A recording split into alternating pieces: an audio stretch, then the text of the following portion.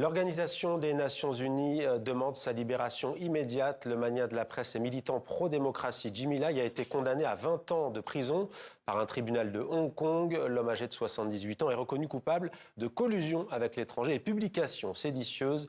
Les précisions d'Hugo Barbieux. Jimmy Lai reconduit dans sa cellule en fourgon blindé. Après les quelques minutes pendant lesquelles les juges hongkongais ont prononcé leur sentence. 20 ans de prison pour collusion avec l'étranger et publication séditieuse. Une peine jugée méritée par les autorités. La décision du tribunal était très claire. Il s'agit d'un crime très grave. Si on se réfère à la loi sur la sécurité nationale, c'est le crime le plus grave qui soit.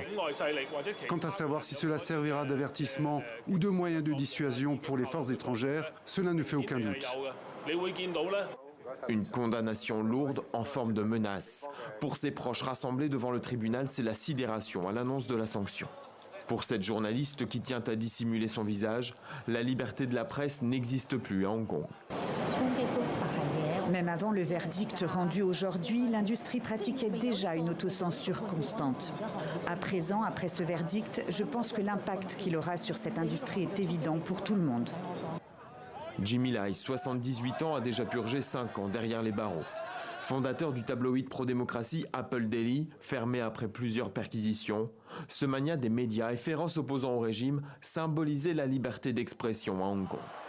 Tout au long des 2 ans de son procès, il a été décrit comme le cerveau des immenses manifestations, parfois émaillées de violence, qui ont secoué Hong Kong pendant 6 mois en 2019.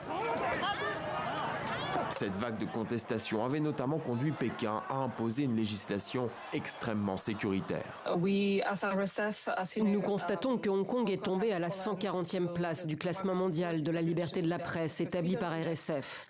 Avec la loi sur la sécurité nationale, nous avons assisté à un déclin sans précédent de la liberté de la presse. L'Union européenne dénonce le caractère politique du procès de Jimmy Lai et demande sa libération immédiate. Londres promet d'intervenir en sa faveur.